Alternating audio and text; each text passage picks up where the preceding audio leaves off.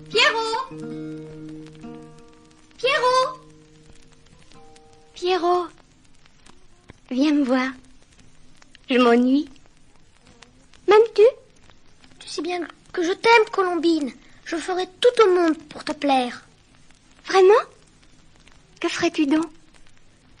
Tout. Si tu me demandais de me lancer dans la rivière, je plongerais aussitôt. Mais tu ne sais pas nager? C'est justement pour cela que je plongerai.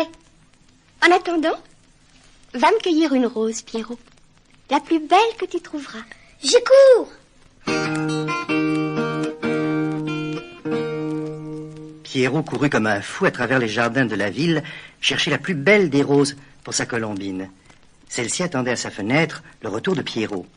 Arlequin, qui avait vu Pierrot partir, accorda sa guitare et se mit à chanter. Bonsoir Colombine, c'est moi Arlequin, ma jolie voisine, donne-moi la main. Est-ce toi, Arlequin? Ma douce Colombe, avec Arlequin, viens danser la ronde, Pierrot est bien loin. Pierrot va revenir. Il est allé cueillir une rose pour moi. Il ne reviendra pas de sitôt. J'ai coupé toutes les roses de tous les jardins. Il va courir toute la nuit pour en trouver. Pauvre Pierrot. Allons, viens danser, Colombine.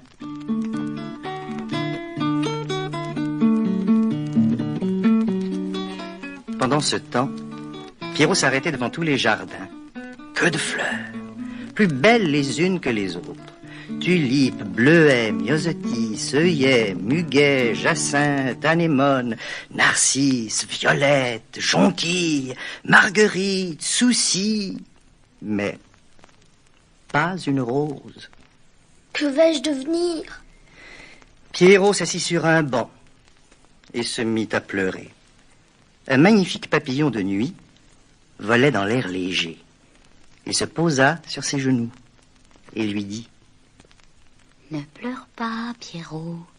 Je sais un endroit où pousse une rose merveilleuse. Suis-moi. Le papillon s'envola et Pierrot le suivit. Il marcha longtemps, et arriva à l'orée de la ville. Une petite maison couverte de chaume était plantée au milieu d'un jardin minuscule. Oh, miracle! Une rose aux pétales délicats et aux feuilles vernies se dressait, superbe dans ce pauvre jardinet. Pierrot était émerveillé. Le papillon lui parla à nouveau. Qu'attends-tu pour la prendre? Colombine s'impatiente. Je ne puis me permettre de cueillir cette merveille qui ne m'appartient pas. À ces mots, la porte de la maison s'ouvrit et un petit homme tout cassé et usé par l'âge apparut. Cette rose m'appartient, mon garçon, mais ton honnêteté sera récompensée. Je te la donne. Fais-en ce que tu voudras. Pierrot prit la rose et repartit tout heureux à travers la ville endormie.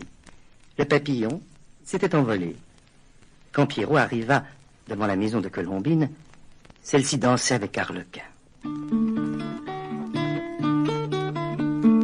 Elle riait, elle semblait heureuse. Pierrot l'appela. Colombine! Colombine! Voici la plus belle des roses. Celle que tu voulais. Quelle rose! Ai-je demandé quelque chose, Pierrot? Mais oui, Colombine. Tu m'as demandé une rose. Rappelle-toi. La voici. Regarde comme elle est belle. Ça ne m'intéresse plus.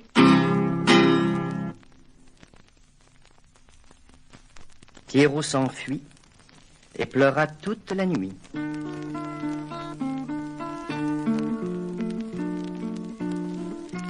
Le lendemain matin, il sortit de sa maison. Il avait le cœur bien gros. Colombine était déjà à sa fenêtre. Arlequin était parti se promener. Colombine appela. Pierrot! Pierrot! Ne me diras-tu pas bonjour ce matin? Bonjour, Colombine. Tu es triste? Je n'aime pas les gens tristes. Je suis triste parce que tu ne m'aimes pas. Mais pour te plaire, je vais essayer de sourire. Arlequin rit toujours. Il est amusant. Il me raconte des histoires. Il danse. Alors, Arlequin ne t'aime pas vraiment. Qu'en sais-tu? Il ne ferait pas tout ce que je ferais pour toi. Que ferais-tu donc pour moi? Je ne sais pas, moi. Si tu me le demandais, je décrocherais la lune. Eh bien, décroche-la et apporte-la moi. Décrocher la lune? C'est bien ce que tu m'as dit. Fais-le. Pierrot partit à travers la ville, tristement. Comment pourrais-je décrocher la lune? C'est impossible. Personne n'a jamais pu y parvenir. Pierrot ne s'apercevait pas qu'il parlait seul. Il s'assit au pied d'un arbre pour réfléchir. Un rossignol quitta une branche, se posa devant lui et lui dit: Pierrot, ne te lamente pas. Ce soir, quand la nuit tombera, tu iras à l'autre bout de la ville. Il y a là-bas une très haute tour, la tour aux oiseaux. Monte tout en haut, hausse-toi sur la pointe des pieds, et à minuit, tu pourras atteindre la lune. Ce sera le bon moment. Le rossignol disparut. Pierrot attendit la nuit, puis traversa la ville.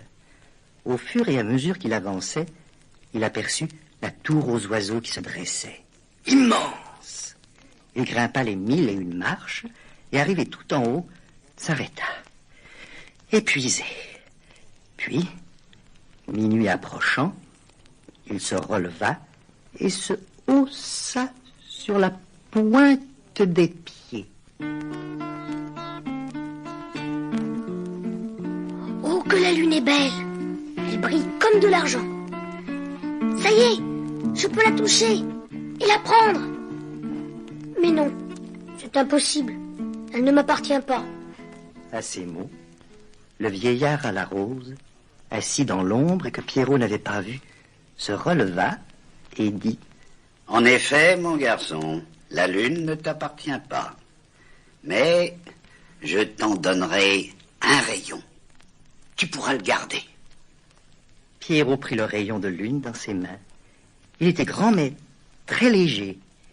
Il revint sur la petite place devant la maison de Colombine. Et celle-ci était encore à sa fenêtre. Elle pleurait.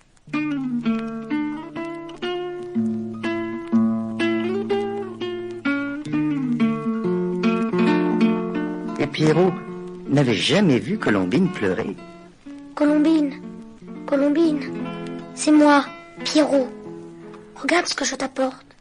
Colombine releva la tête et à travers ses larmes, elle vit une grande lumière d'argent. C'est extraordinaire. Mais Tu m'avais demandé la lune. Et je t'en ai apporté un rayon. Nous pourrons le garder. Pourquoi pleures-tu, Colombine? mon Pierrot, tu es le meilleur des garçons. Arlequin est parti après avoir volé mon cœur. Je vais lui écrire pour lui demander de me le rendre, car c'est à toi que je veux le donner pour toujours. Prête-moi ta plume, mon ami Pierrot.